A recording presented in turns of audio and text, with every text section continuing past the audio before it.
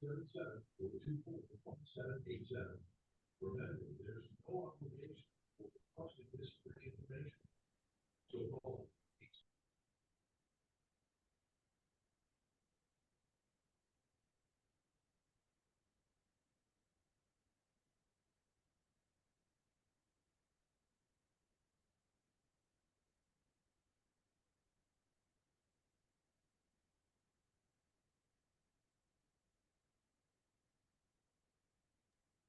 I'm not hearing the music if somebody's playing it.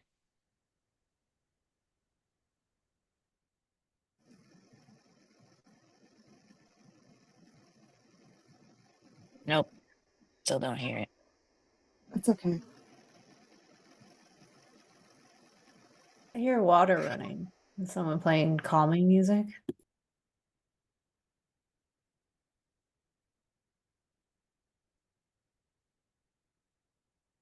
Good morning, everybody. Yeah, we're gonna go with the calm water running sound. We'll get started in just 1 minute. We're getting everything set up to go onto live stream and having the recording set up. Welcome to the second annual Summit for Reimagining Shuttered Coal Plants, which internally we keep calling the Shuttered Coal Plant Summit, and I keep forgetting the official name. So I had to check my paperwork to make sure I got it right. So I know it's 11:59 and we still have a lot of folks trickling in from the waiting room. We had over 300 folks were signed up as of the last time I checked this morning for this event. So I'm really excited to see the energy, you know, for this work, for these conversations. They are hard. We got our sound.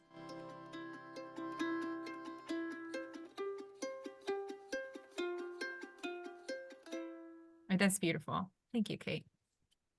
So I'm really excited to join you all. I'm going to give a little bit of paperwork in the chat as we're getting started. You'll hear me say this twice, those who are here right now. The way our agenda is set up today is we have a series of full group sessions and breakout sessions. You'll be able to choose your own breakout sessions, and we'll give you the time to do that and the instructions to do that when the time comes. So just sit tight and we won't leave anyone behind. We'll get you all caught up. But you do have the responsibility of choosing which breakout session you want to join. So if you haven't had a chance to look at it yet, I am dropping the link to our agenda in the chat. And as we're getting started here, folks can take a look at that. We have 5 breakout sessions for each session. So thanks to everybody who is already introducing yourself in the chat. We do, you know, we love in-person events. We miss seeing you. The nice thing about virtual is the commute time can't be beat. And the bad thing about virtual is that we don't get to, you know, sometimes the best work happens in the hallway in between sessions, right? So we really encourage you all to make use of the chat, introduce yourselves, you know, make note of folks that you see who are doing interesting work, and we can try and facilitate introductions as we go. If you have a question, if you could drop that in the chat for me, and we'll address any questions that folks may have in the chat. So why are we having this event today? Why are we hosting our second annual summit for reimagining shuttered coal plants? So ReImagine Appalachia's goal for the last 5 years has been to create good jobs that people want in the places where they want to live. So we see reimagining our shuttered coal plants in the region as a key step for what that work needs to look like or should include. Redeveloping shuttered coal plants isn't one project, it's many projects. It's not quick and easy. It takes focus, it takes targeted resources to accomplish this important work. And that's why we're here, why we have so many sessions and so many speakers. So I want to say thanks to that incredible team, first at ReImagine Appalachia, Y'all are the best. And I hope I have remembered to tell you that recently. And also to the literally dozens of folks across our network who have helped make this event happen by consulting on our session topics, joining one of our panels or breakout sessions to share your wisdom and vision and incredible work. We really believe a diversity of voices and people are needed to create strong policy that actually works for our communities. So we're just thrilled to have such robust engagement as we're putting this session together. This work is incredibly intimidating sometimes, especially, right now with so much about the future unknown. But what, we do know, and I feel like I have the privilege of learning over and over again, is that we work with some of the best people in the world. So, all the great people who helped make this event happen, all the folks who are introducing themselves in the chat right now, seeing these names rolling in, you all make me feel pretty dang optimistic on an October morning. So I just really appreciate everybody. So as I said just a moment ago, this event is structured with a series of panels and breakout sessions. When the breakout sessions open, you'll be able to choose your session. We'll do all the technology for you, but you do have to choose where you want to go, and we'll drop those options in the chat again in just a minute. And the last thing I think I have to say is a shout out to our sponsors. If you could, yes, thank you. So thank you to the Benedum Foundation, who's not listed, but they have been a major funding of our work around manufacturing and shuttered coal plants, as well as thank you to the Blue Green Alliance, the Southeastern Ohio Port Authority, and KO Consulting, who provided particular insight and support to make this event happen. We are so happy to have y'all as our partners. Yeah, I think that is what I had to say. And with that, I am really excited to hand it over to Joanne. Good morning, Joanne.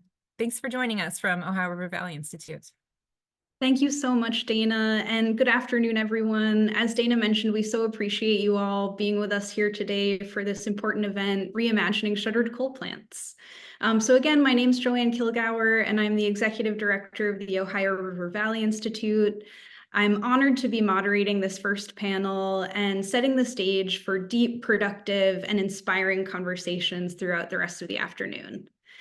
Before we get into our plenary discussion with our esteemed panelists, it's important to ground us in the history and purpose bringing us together. Shuttered coal plants across Appalachia were once a main source of good jobs and a foundation for economic prosperity for many of our communities. Many of these plants are now closed, and some are slated for or may be considered for decommissioning in the coming years. New federal incentives position these blighted properties for redevelopment, but before we can move forward with new uses for these sites, it's important to acknowledge the grief and anger that many of our communities feel about how these plants were closed. Workers lost generational jobs, good jobs where people could take pride in their work and raise a family.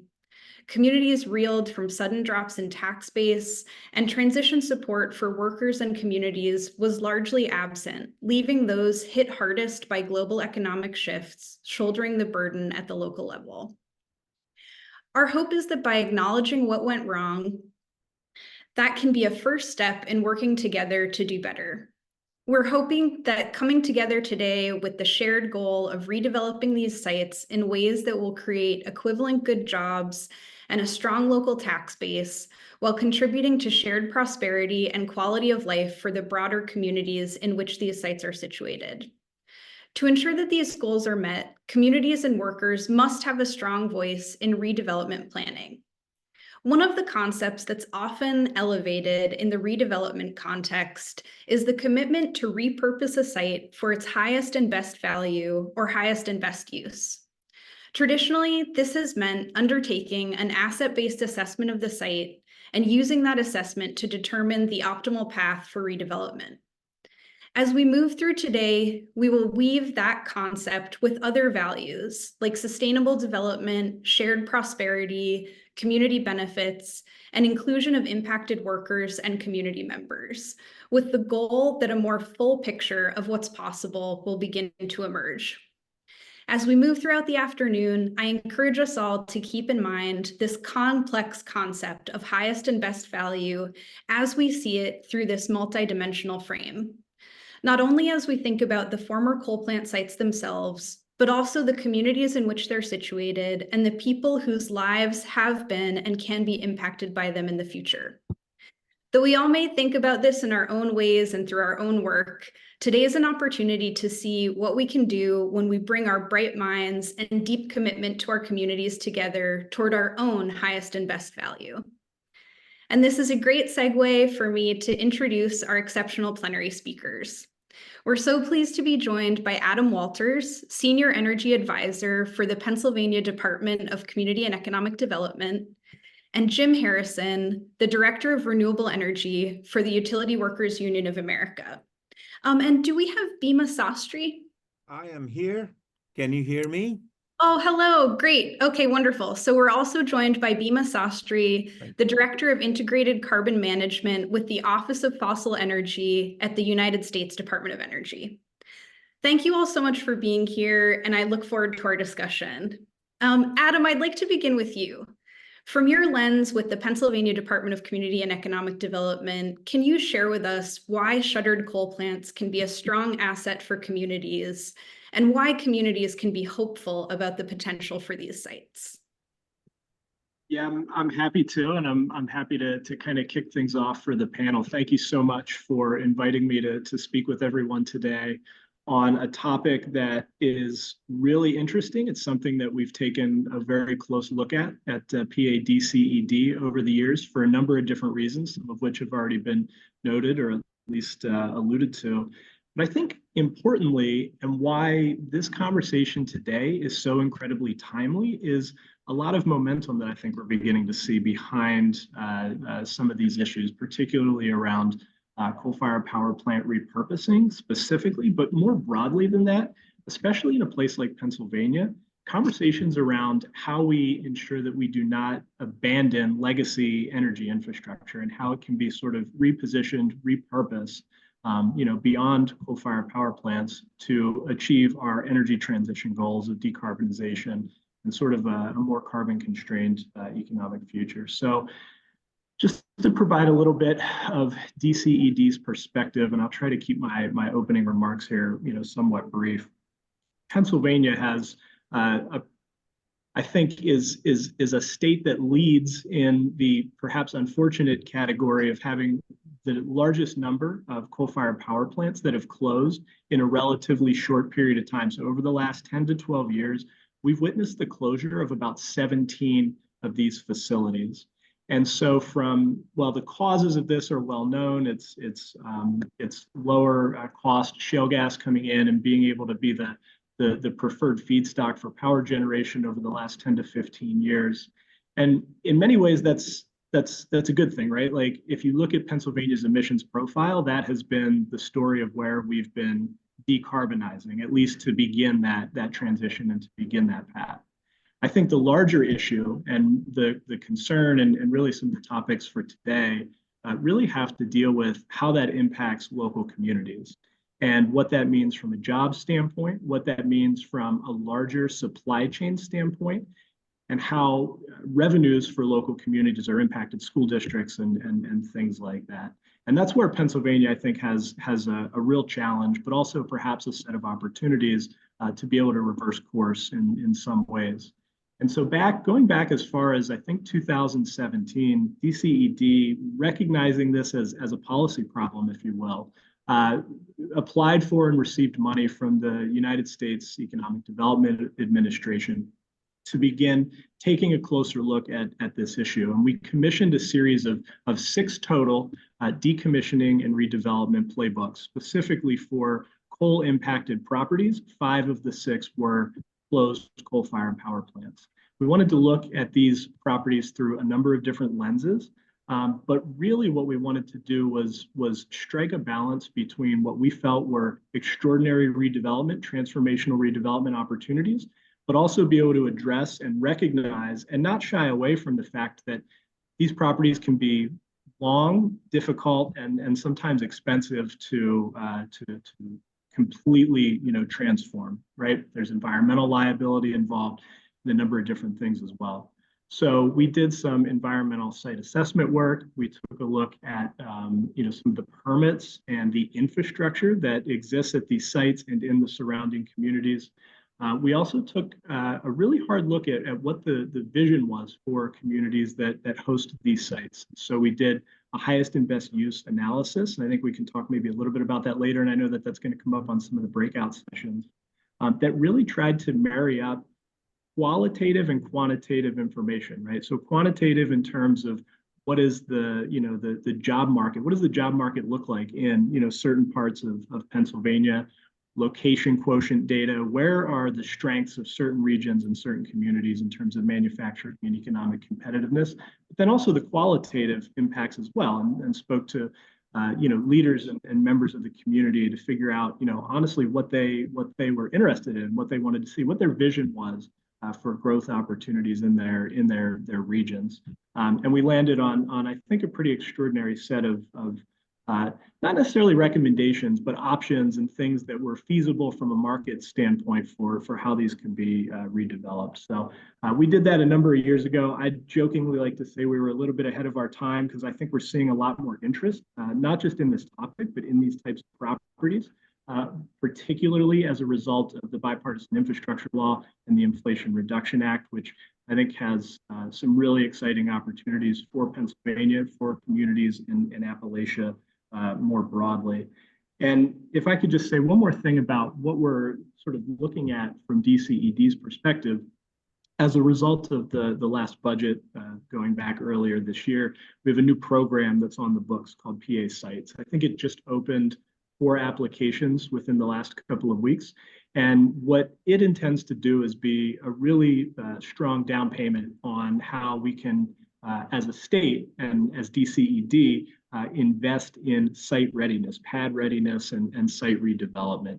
And so I can talk a little bit about that later. But it's $400 million total, and we're really interested in not just investing in coal-fired power plants, but again where community visions align with opportunities for redevelopment. Where can the state play that, what I like to say, but-for role to be able to come in and help move projects along? A lot of that comes down to pad readiness and the availability of sites for new projects, particularly in sustainable manufacturing, to be able to find a home in Pennsylvania. So a lot of good things happening, and I think I'll leave it for there, or leave it at there for now, and we can always come back and further answer questions. Great. Thank you so much for sharing your insights, Adam. Jim, I want to ask you about the importance of having labor at the table as we move forward with redeveloping coal plant sites. How do we maximize benefits to communities and workers from public funding that goes into redeveloping shuttered coal plants? And how can we do better to include labor as early as possible in all these conversations? Well, Joanne, thank you for the question. And first of all, I'm really pleased to be here and be part of this conversation. And I want to apologize to everyone about dropping off there. I don't know what happened. Weather station went overhead or something like that. So my apologies to everyone. Just to lay some context, I would like to just let folks know that as far as the Utility Workers Union, I come from the Utility Workers Union of America. Our members operate and maintain electric and natural gas, wastewater, and water systems across the United States, including all forms of power generation. That is fossil, nuclear, hydro, and renewables as well. My job as the Director of Renewable Energy for the utility workers isn't necessarily to promote the technology itself, but to ensure that the jobs that are created in the renewable energy sector is equally beneficial economic to both the worker as well as the community itself. And so I work in policy development, both on a national level and a local level. I come from power generation. I worked in 3 coal-fired power plants. And so I know a little bit about the types of skills and the economic benefits of these jobs. These are probably some of the highest paying blue collar jobs that there are. And so when we rethink about reimagining and reutilizing shuttered coal plants, and think about the kinds of jobs that are associated with that, I think it's important to keep in mind that the best use may not necessarily be public use or like parks and things like that, or even citing renewable energies at the site as well. The best use might be in order to create economic value, both in the wages and benefits to workers, as well as the tax base for community, might be such things as clean manufacturing. And I think it's important to think about broadly about what best uses options might be. In addition to that, I think, and I know Adam kind of pointed this out, but it's really important to get ahead of the curve on a coal plant closing. If the community can begin planning once they understand that that plant is going to close, can begin planning what the economic impacts are going to be, both in relation to loss of tax space and what that might mean for public service, as well as the kinds of direct and indirect jobs that are associated with that facility. I think the greater the opportunity will be in preventing as much economic disruption. I know we've got a speaker following me that's going to talk about the interagency working group and our experience of working with that agency within the DOE has been extremely beneficial. And I think communities really should take advantage of that, because what they can do, and I don't mean to steal your thunder, but what they can do is help in relation to resources as well, and help aggregate resources and point people in the right direction as far as figuring out what the next steps might be. Labor, a lot of workforce development many times is looked at from the viewpoint of both employers looking at it, government agencies looking at it, academia looking at workforce development. And many times a real advocate and partner in workforce development is labor itself, labor unions themselves. Not only understanding what kinds of skill sets are required for a particular industry type, but also for the community connection that labor has and the value that they can bring to have labor's voice at the table and the workers' voice at the table. So if there's like a doubt in relation to like, well, how do we reach out to labor? We're not really sure on how to do that. My suggestion would be to contact every state within the contiguous United States has a state federation of labor, AFL-CIO state federation. I know in Appalachia, they're very active. West Virginia, Pennsylvania, Ohio are very active in this space. Those are real resources to be able to help communities and government entities and business figure out what next steps should be and how to best plan for a creation of equivalent jobs and tax base, if at all possible. And I also, lastly, think that it's really important that the community itself is the focal point and at first and foremost in determining what is the best usage for that facility. The utility itself that owns that, whether that's an independent, whether that's a regulated utility, a merchant, because it's that site has interconnections, electrical interconnections, transmission interconnections, they may have some plans themselves on what to do with a shuttered plant. But it might be good for the community to look at that and take advantage of what the interconnections are with that facility itself. But in the end, I think it's really important that the community and community stakeholders and the voice from community stakeholders, as well as labor in the community, have the determination and really what is, what's the best end use for that facility itself. We really appreciate you underscoring the importance of labor in this conversation, Jim, and looking forward to getting to more questions. Bhima, I'd love to turn to you and ask if you could share with us a bit more about the national context in which this conversation is taking place, including approaches the federal government is taking to coal plant redevelopment, learnings from the interagency working group, and an overview of resources that are available to our communities. Thanks, Joanne. I hope you can y'all can hear me clearly. Yeah, I've been having some issues with my computer. But first of all, I think Adam touched upon some really, and James both touched upon some really interesting things that Department of Energy is involved in.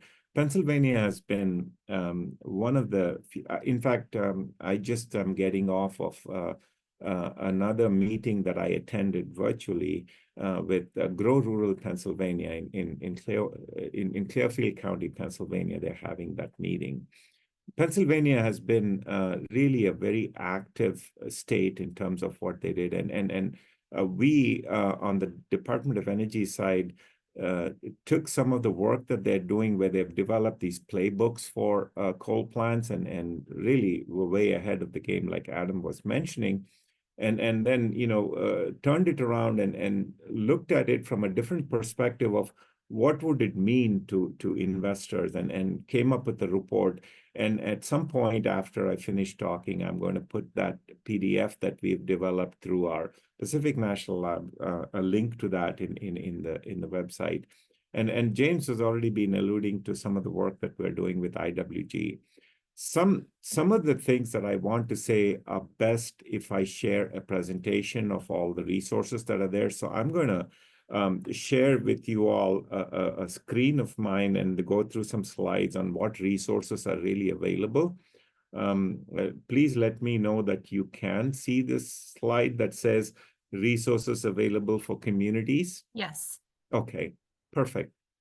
And so I kind of put, the thing is, there are several things going on in the not just in DOE, but in several agencies that are associated with what the White House has created in 2001 called the Interagency Working Group. The interagency are all the Department of Interior, EPA, everybody is kind of working together to see what we want to do. So this particular slides that I have kind of talk about, what the resources for property reinvestment are. I'll make these slides available for everybody, so you can just listen in and, So there's an abundance of resources for funding opportunities available for fossil asset reinvestment. For instance, in this site readiness, EPA brownfields is definitely there. And the interagency working group can connect stakeholders with regional EPA leads. And we've been doing that in Pennsylvania quite a bit when we formed the rapid response team. Then the Department of Interior has some site readiness issues as well, things that they can do for funding.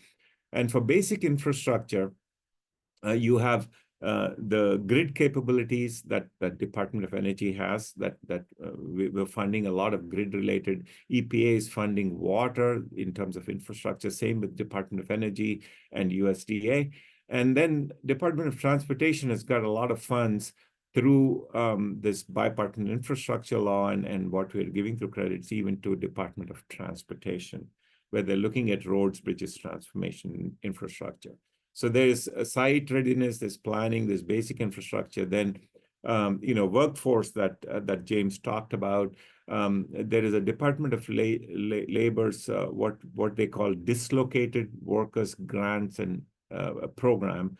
And then there is EDA, which is Economic Development Agency, which has got state and local that's doing a lot of work. And then in the planning aspect of it, all the work that we are doing through fossil energy and carbon management is really significant. And again, all of these are going on simultaneously. And the IWG that James talked about is really doing a lot of gathering of information at this clearinghouse to explore funding opportunities. Through the bipartisan infrastructure law, the IWG is continuing to make a lot of these things available for the public. Recently, they keep a tab on this, and we've had 16 billion in support on mine reclamation areas and gas well capping. We have 750 million in grants for small and medium-sized manufacturers. We have 500 million for clean energy demonstration projects. There's a lot of these, where to find these resources, where to have them, and how to contact is all available on this interagency working website. And I'd strongly recommend that each of you who's interested in this take a look at it. In fact, it's become a one-stop shop for a lot of work that we're doing through all these agencies. The clearinghouse currently has about 129 open. Am I sharing the right screen with you? You can see the 156 billion and 382 billion on there. Yes. Yeah. Yes.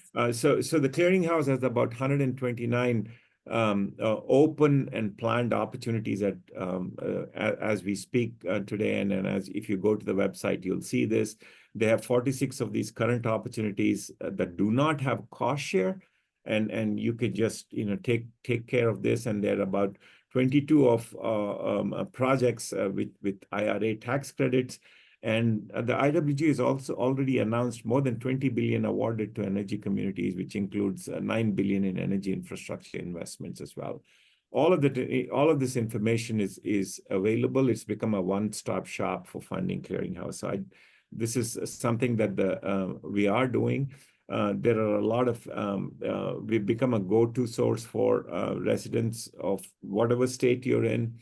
You can check out what the funding availability is, and we continue to kind of commit to working with you on energy communities to raise awareness. So I'd strongly say, look at all of this. We have we have a Facebook and Twitter. It used to be now X. So there are a lot of accounts that you can get into and do it even on your cell phone. And while I'm at it, I just want to make a pitch for what we are doing for more funding that for fossil energy and carbon management. That is the Department of Energy is going to have on Thursday, November 14th. We're going to have a capacity building for energy assets workshop where we're going to announce. We are planning to gather information from communities to see how we can set across these fundings. For about $5 million at about 500 to 1 million each to do pre-front-end engineering design. So that's the IWG. Really quickly, I'll go through what we are doing in the Inflation Reduction Act. It's a $250 billion in authorities for redeveloping and repurposing. It supports energy workers and their families, in terms of all these communities, and it has targeted investments in many of these energy communities. All of these numbers are from the Inflation Reduction Act: 27 billion in greenhouse gas reduction, 3 billion, 145 million in tribal electrification, 4 billion for clean energy manufacturing, and there's a lot of bonus tax credits available. And we are doing a lot of work related to tax credits that may be specifically for your projects, and you need to kind of go through this energy.gov policy to see what are the tax credits and bonuses that you can stack in creating large credit values for your own communities. And then so far, we've been working also with the Pacific National Lab. And this is the one that I kind of talked about, with what Adam had mentioned in Pennsylvania. We have federal support opportunities to remediate and redevelop energy assets, and specifically talks about what's available in Pennsylvania. We look at this visual tool can allow you to get into these 180 coal plants, 152 of them retired and 28 planning to retire, and then get drilled down and see what is available even for private investors.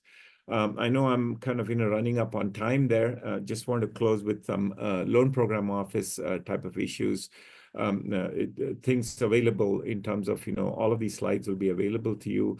We are trying to catalyze the markets through our $250 billion that is available from the Department of Energy. And then, these basically are significant savings available for utility ratepayers, opportunities to finance independent power producers.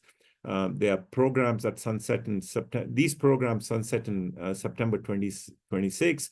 And currently, there's a lot of lending opportunity, and it's been underutilized to date. So there is a lot of opportunities here that I'd like for all of you to kind of look at. So I'll close with this because I've kind of went past my 10 minutes time that was allotted, and I can answer questions as they come along. But these slides will be available to you, and you can look at what the energy infrastructure reinvestment work that we're doing with different offices. and how the financing that we are doing is you can leverage it for energy infrastructure and for a clean energy future. So I'll stop there, Joanne, and then I'll take any questions, and I'll stop sharing my screen. Thanks so much, Bhima. And actually, this is a great transition because one of the questions that we received in the chat was regarding the EIR funds. So could you speak to the role that the Department of Energy Loan Programs Office Energy Infrastructure Reinvestment Program funds have played in coal-fired power plant closure or transition in Pennsylvania or other states in Appalachia? Yeah, but without naming states, I can tell you that we have some example projects where we have financed existing U.S. energy infrastructure projects. The thing is, the Loan Program Office has got a lot of applications that have come in, but we feel that it's still underutilized. So we're encouraging people to do this more. The power plants are associated infrastructure, which have to be retooled, repowered, repurposed. We have projects in renewable energy and storage, distributed energy, transmission interconnection, new manufacturing facilities for clean energy products, and nuclear generation. I can only speak in generics, but because these are applications that we have received for these areas, and they're across the United States. And what we are trying to do is, transmission lines and upgrading voltage is going on, installing emissions and control technologies, including CCS, that's upgrading refineries for biofuels or hydrogen, and upgrading or operating existing generation facilities with reduced CO2 emissions, and repurposing oil and gas pipelines. Those are some example projects that we are currently doing in the energy EIR, so to speak. So I hope that kind of gives you some idea of where you can go with the 1706 provisions. Great, thank you. We also had a question in the chat about naming and identifying the unique assets at shuttered coal plants that can be repurposed for manufacturing. Jim, I know you mentioned this in your remarks, so if you'd like to start off, and then Adam, if you want to jump in, please feel free. But again, just talking about specific assets that can be repurposed for manufacturing. So what I can speak about is a project that isn't necessarily, it's actually a power generation project, and that's a battery storage project itself, which utilizes a shuttered coal plant site, and I was referencing the interconnection aspect. That's the Trenton Channel Power Plant in Trenton, Michigan, which will be a 225 megawatt battery storage facility. Which leverages both DOE loans as well as the IRA, and provides a significant tax base improvement, actually, than what the plant was for the community itself. I do think because of, or suggest that in addition to that with advanced manufacturing and power plants being connected directly to the grid itself, as well as a source of cooling water, and a lot of times the transportation infrastructure.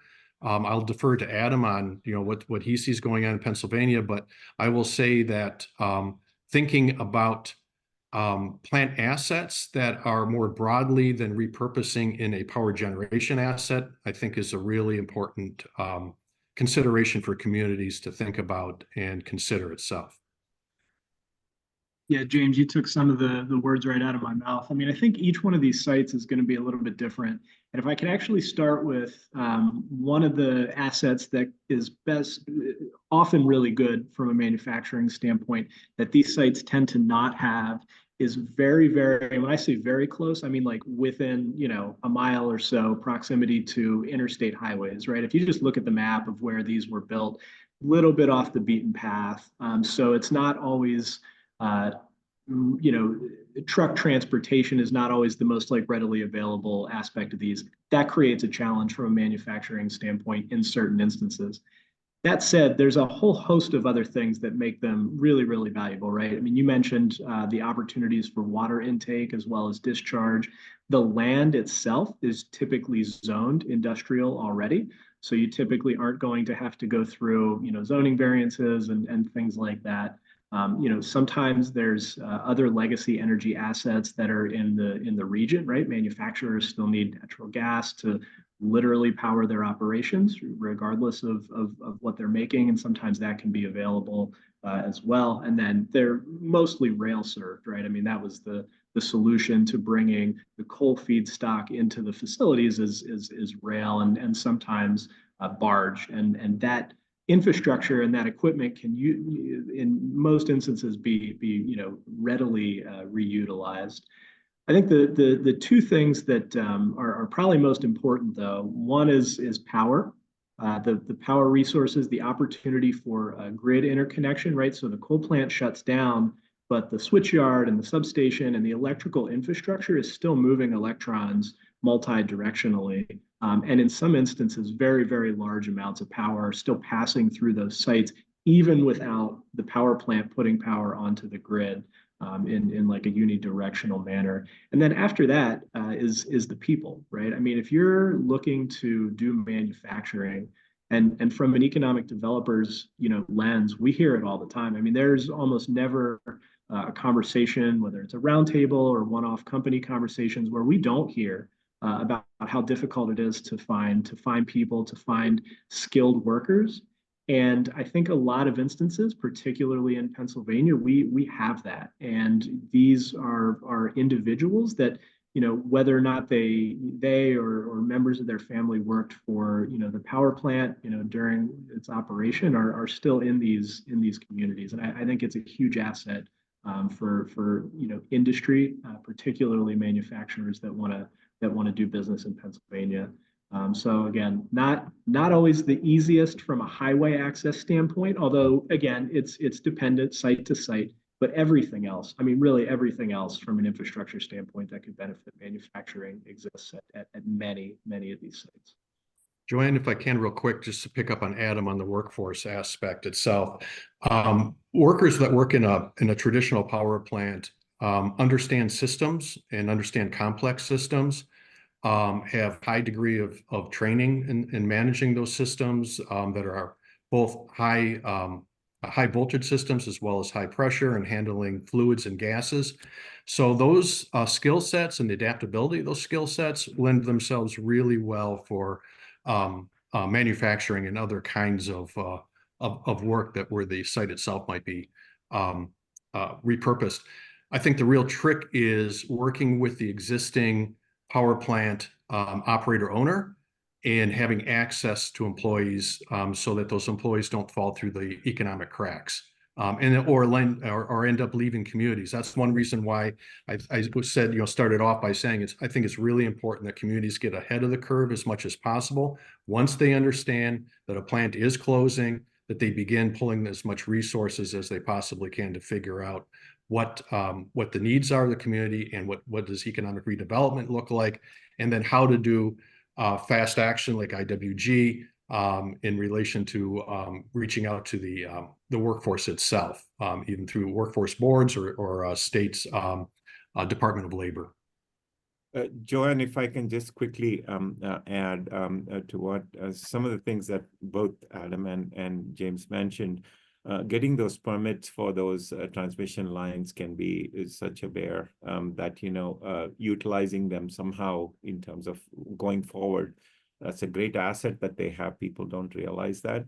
But in terms of the workforce, I just want to mention that on the November 14th workshop, we actually have a tool that we are releasing that talks about the exact thing that James mentioned about the power plant, coal power plant workers and the skills that they bring, and how they can then transition to the other industries, and what is it that we are doing in the government to make that happen.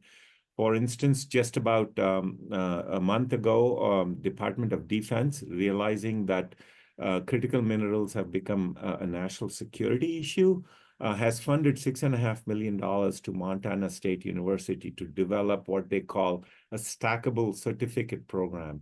So anybody, let's say a coal plant worker who realizes that, the future is where of this coal plant is we're going to get into critical minerals, can take those stackable certificate program and become proficient in terms of applying for the new job that's going to be available. And those are things that we're trying to do for other industries as well. So thanks. Thank you all so much. We have just a few minutes left for our panel, and this has been a really rich conversation. I'm sure we'll continue in the breakouts, but I'd love to ask you all just one rapid fire question, which is, as we transition into breakouts and the rest of the day, is there one thing you've learned through your work or one thing you think participants should keep in mind as we continue to have this conversation today? I can actually start because it was something that I think James said earlier that had my gears spinning a little bit. I think that sometimes just comes down to picking up the phone and making phone calls and seeing if the goals that you have can be aligned with the goals that the federal government has, the goals that state government has, the goals that labor has, the goals that other companies have, quite frankly.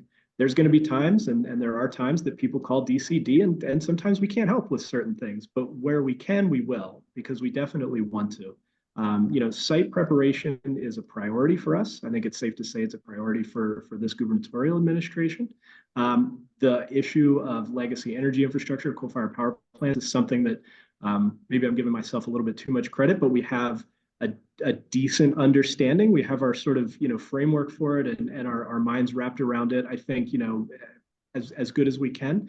And so but to actually get projects done, we need to be engaged with those that have project ideas and quite frankly have capital to invest. So sometimes it's just a matter of picking up the phone and saying like, hey, is there a fit here? Maybe there's not, but where there is, I think that's sometimes a really important first step. So I would welcome the dialogue from my perspective. And I would follow up and say that consider the workforce itself and the representatives of that workforce, quote unquote, labor in quotations, as an important community stakeholder and a good partner in relation to understanding workforce development and how that fits into redevelopment of these sites as well, and economic redevelopment for the community itself. Some of the best work that I've seen, and Adam represents this as well, is where the state has got a resource available for communities as a partner at the table, business, both from an economic development authority aspect, but as well as utilities, the community and workers. And when all the five, I think I named five entities are working together, I think is really some real positive outcomes that can benefit communities. Many times communities feel just completely overwhelmed when they're faced with a plant shuttering. It's like Adam says, picking up the phone is a good first step. What I'd like to add is, I've gone across the United States meeting a lot of people in these small communities. What really comes across is that, the asset owner, the local community people, who, and the politicals, the state and the county folks, they all know about the fact that, there's an asset that may close or, it's going to close, but they don't come together to discuss what exactly that future should be. And I think having that community and the political folks and the asset owners come together to develop that rudimentary next step is really the first step that you need to take to say, okay, where do we go next? I think, like they say, if you don't know where you're going, any road will take you there, right? So that's the most critical thing that I think communities need to do. And what we are doing with this small 100K type of thing is asking them to get together, put that rudimentary road plan, and then see how you can do. Then the idea of what James is mentioning about workforce comes into place. What do we do for transitioning those? How do we keep the communities together? What do we do with the coal plant? How do we take care of the assets that Adam was talking about? So that's what we believe, I believe that the rudimentary step is that first step to get those parties together and say, where do we go from here? Great. Well, please, everyone join me in another warm thank you to our speakers, Adam, Jim, and Bhima. Thank you all so much. And I look forward to continuing this conversation in each of the breakout sessions. Thank you. Thank you. Thank you. Thanks.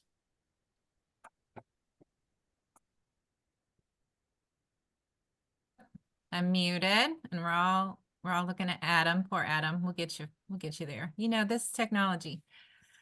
All right, I'm gonna open.